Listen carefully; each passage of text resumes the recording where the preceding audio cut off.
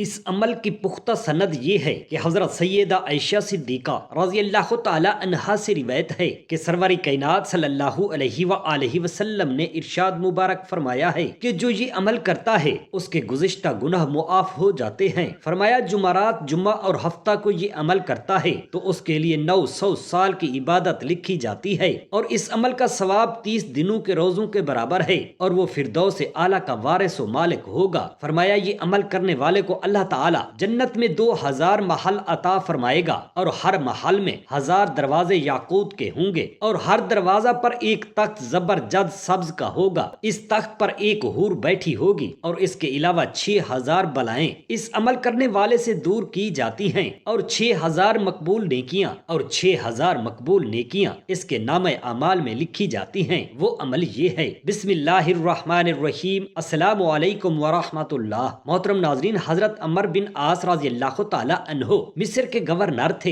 ایک بار حضرت عمر بن عاص رضی اللہ تعالی عنہ کے صاحبزادہ نے ایک مصری شخص کے ساتھ دوڑ کی تو وہ مصری شخص آگے نکل گیا۔ صاحبزادے کو غصہ آیا اور وہ اس مصری شخص کو کوڑے مارنے لگے۔ مصری اس ظلم کی فریاد لے کر حضرت عمر فاروق رضی اللہ تعالی عنہ کی بارگاہ میں حاضر ہو گیا، اور حضرت عمر فاروق رضی اللہ تعالی عنہ سے فریاد کی کہ مجھے گورنر کے بیٹے نے ناحق کوڑے مارے ہیں۔ حضرت عمر فاروق رضی اللہ تعالی عنہ نے فرمان نافذ کیا کہ عمر بن عاص اپنے بیٹے کے ہمراہ حاضر ہوں۔ چنانچہ فرمان فاروقی پا کر گورنر مآب بیٹے کے حاضر ہوئے۔ امیر المؤمنین حضرت عمر فاروق رضی اللہ تعالی عنہ نے مصری کو حکم دیا کہ کوڑا لے آئے اور اپنے مارنے والے کو مارے۔ اس نے بدلہ لینا شروع کیا، اور حضرت عمر فاروق رضی اللہ تعالی عنہ فرماتے جاتے مارو اس کو اور مارو۔ حضرت انس رضی اللہ تعالی عنہ فرماتے ہیں کہ اس مصری شخص نے اس قدر مارا کہ ہم تمنا کرنے لگے کاش اب ہاتھ اٹھا لے۔ جب مصری فارغ ہوا تو حضرت عمر فاروق رضی اللہ تعالی عنہ نے فرمایا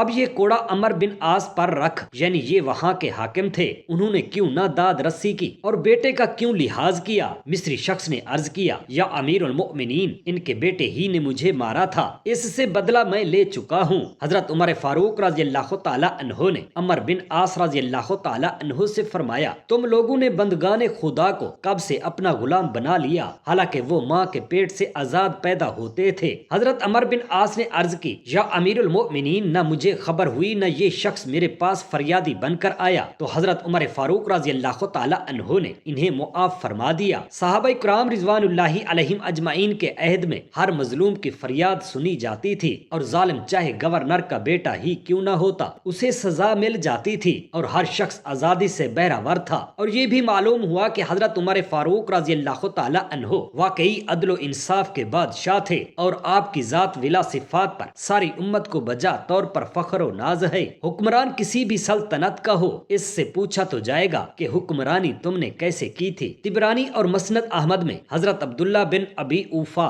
رضی اللہ تعالی عنہ سے مروی ہے، فرماتے ہیں کہ ہم رسول اللہ صلی اللہ علیہ وآلہ وسلم کی خدمت عالیہ میں حاضر تھے کہ ایک شخص آیا اور عرض کیا یا رسول اللہ صلی اللہ علیہ وآلہ وسلم، ایک نوجوان کی موت کا وقت آ پہنچا ہے، اسے کلمہ پڑھنے کے لیے کہا جا رہا ہے مگر وہ کلمہ پڑھنے کی طاقت نہیں رکھتا۔ آپ صلی اللہ علیہ وآلہ وسلم نے فرمایا کیا وہ نماز پڑھتا تھا؟ عرض کیا گیا ہاں۔ پھر آپ صلی اللہ علیہ وآلہ وسلم اور ہم بھی آپ کے ساتھ ہو گئے۔ آپ صلی اللہ علیہ وآلہ وسلم اس نوجوان کے پاس تشریف لے گئے اور فرمایا لا الہ الا اللہ پڑھو۔ اس نے عرض کیا یا رسول اللہ صلی اللہ علیہ وآلہ وسلم، میں نہیں پڑھ سکتا۔ آپ نے وجہ پوچھی تو پتہ چلا کہ وہ ماں کا نافرمان ہے۔ آپ صلی اللہ علیہ وآلہ وسلم نے پوچھا کیا اس کی ماں زندہ ہے؟ عرض کیا یا رسول اللہ صلی اللہ علیہ وآلہ وسلم زندہ ہے۔ آپ نے فرمایا اسے بلا لاؤ۔ وہ خاتون حاضر ہوئی۔ آپ نے پوچھا یہ تیرا بیٹا ہے؟ اس نے عرض کیا یا رسول اللہ یہ میرا بیٹا ہے۔ آپ نے فرمایا تیری کیا رائے ہے؟ اگر میں اسے آگ میں جلاؤں اور اگر تو اس کی سفارش کرے تو اسے چھوڑ دیں گے، ورنہ ہم اسے جلائیں گے، کیا تو اس کی سفارش کرتی ہے؟ اس نے عرض کیا یا رسول اللہ صلی اللہ علیہ وآلہ وسلم میں اس کی سفارش کروں گی۔ آپ نے فرمایا اللہ تعالیٰ اور مجھے گواہ بنا کر کہو میں اس سے راضی ہوں۔ اس خاتون نے کہا اے اللہ، میں تجھے اور تیرے رسول خدا صلی اللہ علیہ وآلہ وسلم کو گواہ بنا کر کہتی ہوں کہ میں اپنے بیٹے سے راضی ہوں۔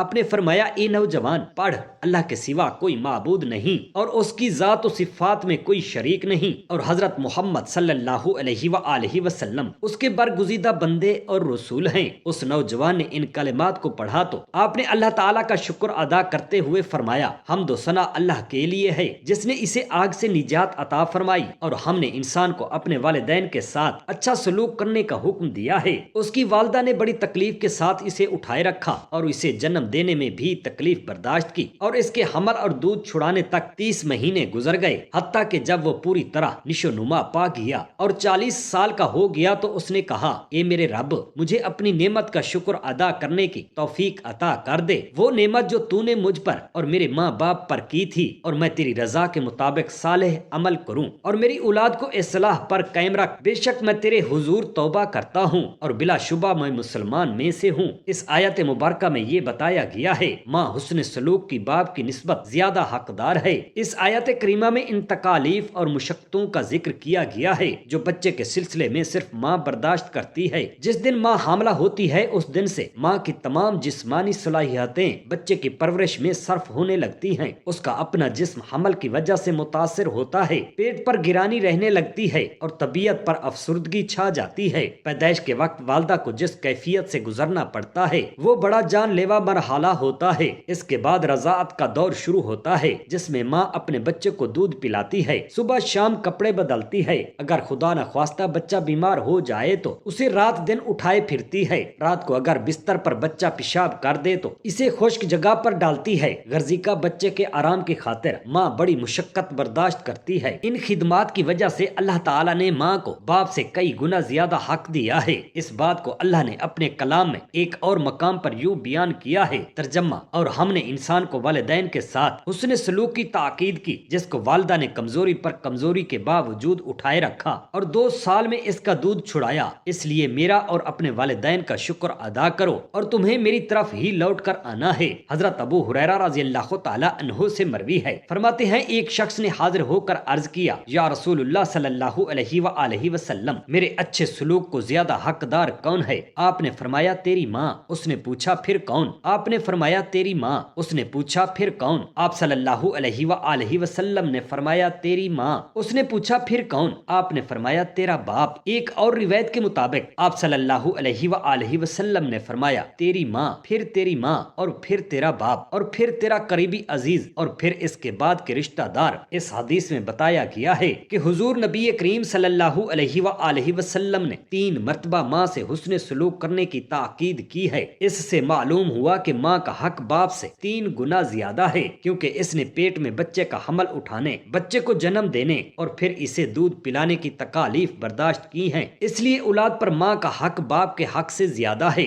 और इसके साथ हुस्न सलूक और भलाई और इसकी खिदमत और देखभाल करना ज्यादा वाजिब और ज्यादा जरूरी है। और अगर ऐसी सूरत पेश आ जाए जिसमें बैक वक्त दोनों के हुकूक की अदायगी दुश्वार हो जाए, मसलन माँ बाप के दरमियान किसी वजह से अनबन हो और लड़का अगर माँ के हुकूक की रियायत करता है तो बाप नाराज होता है और अगर बाप के हुकूक का लिहाज करता है तो माँ नाराज होती है, तो ऐसी सूरत में ये दरमियानी राह निकाली जा सकती है कि ताजीम और एहतराम में तो बाप के हुकूक को फौकियत दे और खिदमत गुजारी, माली इमदाद और अताएं माँ के हक को फौकियत दे। बिलाल बिन उसामा ने रिवायत किया है कि हजरत अबू हुरैरा रज़ियल्लाहु ताला अन्हु के पास बैठा हुआ था। एक ईरानी औरत आई जिसके साथ उसका बेटा था। वो लड़के को अपने पास रखना चाहती थी जबकि उस बेटा को उसका वालिद रखना चाहता था। उसके खामद ने इसे तलाक दे दी थी। उसने अर्ज किया, ए अबू हुरैरा रज़ियल्लाहु ताला अन्हु, मैं फारसी बोलती हूँ, मेरा खामद मेरे बेटे को मुझसे ले जाना चाहता है। हजरत अबू हुरैरा रज़ियल्लाहु ताला अन्हु ने फारसी में कहा, दोनों कुरा डाल लो। उसका खामद आकर कहने लगा, मेरे लड़के के मुताल्लिक मुझसे कौन झगड़ता है? चुनाचे हजरत अबू हुरैरा रज़ियल्लाहु ताला अन्हु ने फरमाया, ए बंदाए खुदा, मैं नहीं कहता, मगर मैंने सुना है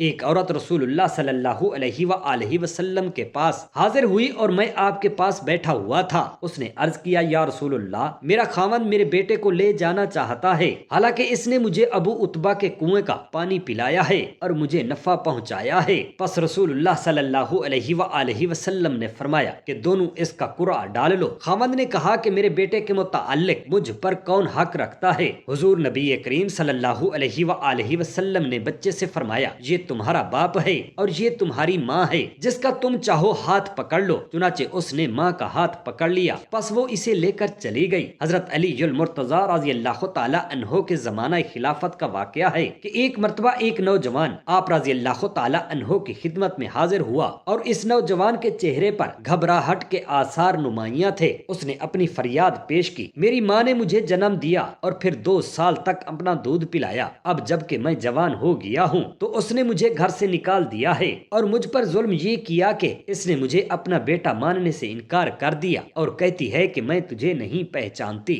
حضرت علی المرتضیٰ کرم اللہ وجہ الکریم نے اس نوجوان سے پوچھا، تمہاری ماں کہاں رہتی ہے؟ اس نوجوان نے جواب دیا، فلاں قبیلے کے فلاں گھر میں رہتی ہے۔ آپ رضی اللہ تعالی عنہ نے کسی کو بھیج کر اس نوجوان کی ماں کو طلب کیا۔ اس عورت کو پتہ چل گیا معاملہ آپ رضی اللہ تعالی عنہ کی عدالت میں پیش ہو گیا ہے، اس لیے وہ اپنے 4 بھائیوں اور 40 جھوٹے گواہوں کے ساتھ حاضر ہوئی، اور وہ بھائیوں اور گواہوں کو اس لیے ساتھ لائی تھی کہ وہ اس کے حق میں جھوٹی گواہی دیں کہ یہ نوجوان جھوٹ بول کر غلط بیانی کرتا ہے۔ حضرت علی المرتضیٰ رضی اللہ تعالی عنہ نے اس عورت کے سامنے اس نوجوان سے پوچھا، اب بتاؤ تم کیا کہنا چاہتے ہو؟ اس نوجوان نے اپنی فریاد دوبارہ دہرا دی اور کہا، اے امیر المؤمنین، اللہ کی قسم یہ میری ماں ہے اور اس نے مجھے پیدا کیا ہے اور اپنا دودھ بھی پلایا ہے اور اب گھر سے نکال دیا ہے اور اب مجھے پہچاننے سے انکار کرتی ہے۔ آپ رضی اللہ تعالی عنہ نے فرمایا، اے خاتون، تو بتا کیا یہ نوجوان جو کچھ کہہ رہا ہے وہ درست ہے؟ تو اس نوجوان کے جواب میں کیا کہتی ہے؟ وہ عورت بولی، اے امیر المؤمنین، میں اس لڑکے کو نہیں پہچانتی اور نہ ہی جانتی ہوں یہ کون ہے اور یہ مجھے بلا وجہ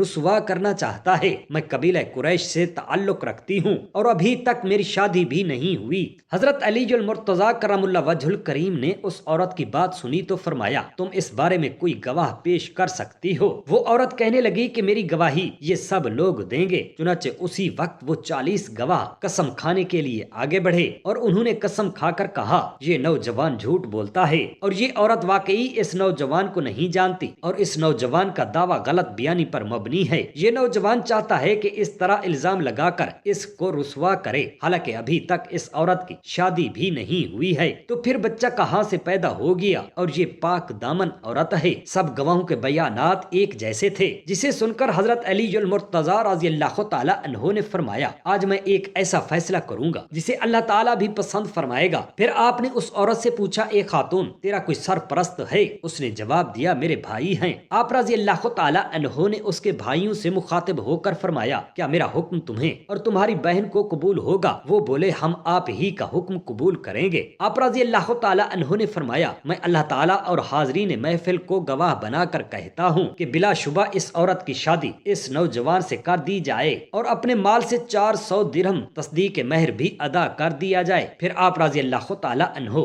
اپنے غلام قمبر سے فرمایا، تم میرے پاس 400 درہم لاؤ۔ قمبر نے حکم کی تعمیل کی اور آپ رضی اللہ تعالی عنہ نے وہ درہم اس نوجوان کے حوالے کر دیے۔ حضرت علی المرتضیٰ رضی اللہ تعالی عنہ نے اس نوجوان سے فرمایا، اے نوجوان، تو یہ درہم اس عورت کی گود میں ڈال دے۔ وہ عورت چلائی اور روتے ہوئے بولی، یہ ظلم ہے اور کیا آپ ہی یہ چاہتے ہیں کہ ایک بیٹے کو اس کی ماں کے ساتھ بیاہ دیا جائے؟ اللہ کی قسم یہ میرا بیٹا ہے اور صحیح بات یہ ہے میرے بھائیوں نے ایک غلط شخص سے میری شادی کر دی تھی جس سے میرا یہ بیٹا پیدا ہوا، اور جب یہ جوان ہو گیا تو میرے بھائیوں نے مجھ سے کہا میں اسے اپنا بیٹا ماننے سے انکار کر دوں اور اسے گھر سے نکال دوں، چنانچہ میں نے مجبور ہو کر یہ سب کچھ کیا۔ اللہ کی قسم یہ میرے جگر کا ٹکڑا ہے۔ یہ سن کر آپ رضی اللہ تعالی عنہ نے فرمایا، تو پھر تم اپنے بیٹے کو گھر لے جاؤ۔ چنانچہ وہ عورت آپ رضی اللہ تعالی عنہ کے حکم پر اسے اپنے گھر لے گئی۔ مروی ہے کہ فرعون کی بیوی آسیہ رضی اللہ تعالی عنہا نے اپنا ایمان لانا فرعون سے پوشیدہ رکھا۔ جب کسی طرح اسے خبر ہوئی تو اس نے اپنے آپ کو دین موسیٰ علیہ السلام سے پھر جانے کا حکم دیا، لیکن آپ نے اس کا کہا نہ مانا۔ آپ کے انکار پر وہ سیخ پا ہو گیا اور اس نے طرح طرح کی سزائیں دینے کا حکم جاری کر دیا۔ آخر کار کیل لائے گئے اور انہیں بی بی آسیہ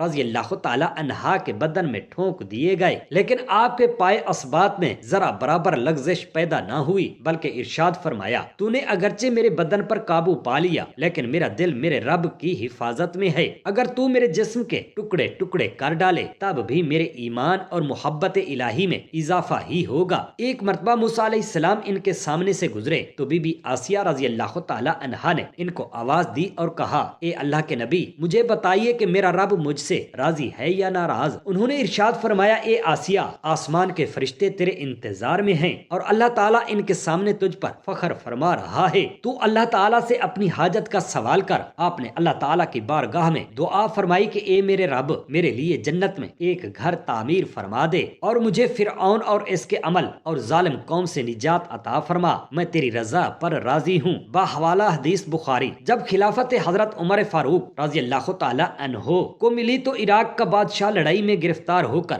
آپ رضی اللہ تعالی عنہ کے پاس آیا۔ آپ نے فرمایا اگر تو مسلمان ہو جائے تو تجھے عراق کا بادشاہ مقرر کر دیا جائے گا۔ اس نے انکار کیا۔ آپ رضی اللہ تعالی عنہ نے پھر فرمایا یا تو اسلام اختیار کر ورنہ قتل کیا جائے گا۔ اس نے پھر بھی انکار کیا۔ فرمایا تلوار لاؤ۔ وہ بادشاہ نہایت عقل مند تھا۔ جب یہ حالت دیکھی تو آپ رضی اللہ تعالی عنہ سے مخاطب ہو کر کہا میں پیاسا ہوں، مجھے پانی پلاؤ۔ حکم دیا کہ اسے شیشے کے برتن میں پانی پلاؤ۔ اس نے کہا میں اس برتن میں پانی نہیں پینا چاہتا۔ فرمایا چونکہ بادشاہ ہے اس لیے سونے یا چاندی کا برتن لاؤ۔ کہا میں مٹی کے برتن میں پانی پیوں گا۔ جب پانی منگا کر اسے دیا گیا تو کہا کہ مجھ سے عہد کرو کہ میں جب تک یہ پانی نہ پیوں مجھے قتل نہ کرنا۔ آپ نے فرمایا اچھا، میں نے اقرار کیا کہ جب تک تو پیے گا میں قتل نہ کروں گا۔ بادشاہ نے فوراً کوزہ زمین پر دے مارا، کوزہ ٹوٹ گیا اور پانی گر گیا۔ پھر کہا آپ نے مجھ سے وعدہ کیا ہے کہ جب تک میں یہ پانی نہ پی لوں اس وقت تک قتل نہ کیا جاؤں گا۔ آپ اس کی دانائی سے متعجب ہوئے۔ فرمایا تجھے معاف کیا۔ پھر اسے ایک صالح اور زہد شخص کے پاس بھیج دیا۔ کچھ اس مدت صالح شخص کی صحبت میں رہا تو اس کی صحبت نے اس میں یہ اثر کیا، آپ کی طرف پیغام بھیجا مجھے اپنے پاس بلاؤ تاکہ اسلام قبول کروں۔ جب اسلام قبول کیا تو حضرت عمر فاروق رضی اللہ تعالی عنہ نے فرمایا کہ اب ہم نے عراق کی حکومت تجھے دی۔ جواب دیا مجھے ملک درکار نہیں بلکہ ملک عراق کا کوئی ویران گاؤں دے دو جو میری وجہ معاش کے لیے کافی ہو۔ آپ رضی اللہ تعالی عنہ نے اس کی یہ درخواست منظور فرما کر اپنے آدمیوں کو عراق میں بھیجا۔ آخر بڑی تفتیش کے بعد بھی کوئی ویران گاؤں نظر نہ آیا۔ جب بادشاہ کو کہا گیا اس نے کہا میرا اس سے یہ مطلب ہے کہ میں نے ملک عراق ایسی حالت میں آپ کو دیا ہے کہ اس میں ایک گاؤں بھی غیر آباد نہیں۔ اگر اس کے بعد کوئی گاؤں ویران ہوگا بروز قیامت کے دن اللہ تعالیٰ کے روبرو حضرت عمر فاروق رضی اللہ تعالی عنہ کو دینا ہوگا۔ حضرت عمر فاروق رضی اللہ تعالی عنہ یہ بات سن کر آپ کے آنسو مبارک نکل آئے اور فرمایا کہ میں اپنا حساب دینے سے عاجز ہوں، یہ پورا گاؤں میں کیسے لوٹاؤں گا؟ اور آپ بے اختیار روئے اور فرمایا میرے اللہ تو حکمت والا ہے، تو یکتا ہے، تو ایک ہے، تو ہی وحدہ لا شریک ہے، تجھ ہی کو سجدہ جائز ہے اور تجھ ہی سے مدد مانگنا اور تجھ ہی سے آخرت کے لیے اچھائی کے واسطے طلبگار ہیں۔ حدیث شریف میں ہے کہ حضرت انس بن مالک رضی اللہ تعالی عنہ سے مروی ہے کہ رسول پاک صاحب الاولاق حضرت محمد صلی اللہ علیہ وآلہ وسلم نے فرمایا جو کوئی محرم کے پہلے جمعہ کو روزہ رکھے تو اس کے گزشتہ گناہ معاف ہو جاتے ہیں۔ حدیث شریف اسی طرح یہ بھی ہے کہ سرور کائنات صلی اللہ علیہ وآلہ وسلم نے فرمایا کہ جو کوئی محرم کے یہ 3 روزے رکھے جمعرات، جمعہ اور ہفتہ تو اس کے لیے 900 سال کی عبادت لکھی جاتی ہے۔ حدیث طبرانی شریف کی روایت ہے کہ سرکار اعظم صلی اللہ علیہ وآلہ وسلم نے ارشاد فرمایا کہ جو شخص محرم کے روزے رکھے تو ایک دن کے روزہ کا ثواب 30 دنوں کے روزوں کے برابر ہے۔ حدیث شریف میں ہے کہ حضرت سیدہ عائشہ صدیقہ رضی اللہ تعالی عنہا سے روایت ہے کہ سرور کائنات صلی اللہ علیہ وآلہ وسلم نے ارشاد فرمایا کہ جو کوئی محرم کے پہلے 10 دن عاشورہ تک روزے رکھے تو وہ فردوس اعلیٰ کا وارث و مالک ہوگا۔ جس رات محرم شریف کا چاند نظر آئے تو 2 رکعت نماز پڑھے اور ہر رکعت میں سورہ فاتحہ کے بعد سورہ اخلاص 11 مرتبہ پڑھے، سلام کے بعد سبوح قدوس ربنا و رب الملائکات پڑھے، 6 رکعت 3 سلام کے ساتھ پڑھیں، ہر رکعت میں سورہ فاتحہ کے بعد 10 مرتبہ سورہ اخلاص پڑھے۔ اس نماز کے پڑھنے والے کو اللہ تعالیٰ جنت 2000 محل عطا فرمائے گا اور ہر محل میں 1000 دروازے یاقوت کے ہوں گے اور ہر دروازہ پر ایک تخت زبرجد سبز کا ہوگا، اس تخت پر ایک حور بیٹھی ہوگی اور اس کے علاوہ 6000 بلائیں اس نمازی سے دور کی جاتی ہیں اور 6000 نیکیاں اس کے نامہ اعمال میں لکھی جاتی ہیں۔ باحوالہ راحت القلوب۔ سبحان اللہ۔ اللہ تعالی ہم تمام مسلمان بہن بھائیوں کو اچھے اعمال کرنے، نبی پاک صلی اللہ علیہ وآلہ وصحابہ وسلم پر درود پاک بھیجنے کی توفیق عطا فرمائے۔ آمین یا رب العالمین۔ جزاک اللہ خیرا کثیرا۔